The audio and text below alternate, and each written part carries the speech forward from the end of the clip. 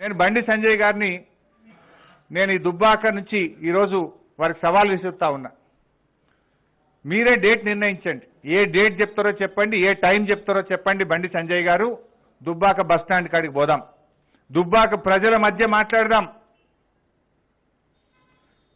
1600 రూపాయలు ఇచ్చేది వాస్తవమే అయితే నువ్వు తీసుకొని రా వివరాలు. నేను ఈ రాష్ట్ర ఆర్థిక మంత్రిగా అథారిటీగా చెప్తున్నా. ఎందుకంటే రాష్ట్ర ఆర్థిక మంత్రిగా కేంద్రం నుంచి 1 రూపాయి వచ్చినా నాకు తెలుస్తుంది.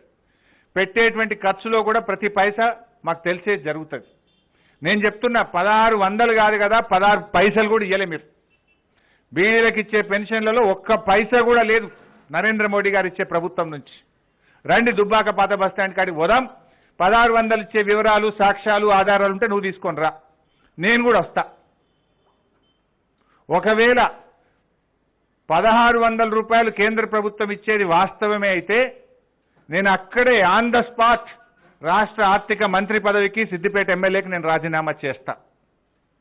ఒకవేళ రుజువు చేయలేకపోతే పాత బస్టాండ్ కాడ ముక్కు నేలకు రాసి కరీంనగర్ ఎంపీకి బీజేపీ రాష్ట్ర అధ్యక్ష పదవికి నువ్వు రాజీనామాకు సిద్ధమా అని నేను అడుగుతా ఉన్నా. సోదరులందరి అన్నదమ్ములకు నేను ఒక్కటే వీడియో చూపిస్తాను. ఈడ పెన్షన్ల లొల్లి నడుస్తుంది. ఈ పెన్షన్ల లొల్లి, పెన్షన్ కట్ అవుతుంది బీజేపీ గెలిస్తే, టీఆర్ఎస్ ఓడిపోతే పెన్షన్ కట్ అవుతుందని మా నిజామాబాద్ ఇందూరు జిల్లాలో కూడా ప్రయత్నం చేసింది. అక్కడ మహిళలందరూ అబద్ధాలు చెప్పిరా, పెన్షన్లు ఇచ్చేది 80% కేంద్ర ప్రభుత్వం, పెన్షన్లు ఇచ్చేది నరేంద్ర మోడీ ప్రభుత్వం, ఎట్లా కట్ అవుతుంది, ఇంకోసారి కట్ అవుతుంది అని అన్నానంటే ముక్కు కోసేద్దాం ముఖ్యమంత్రి అని.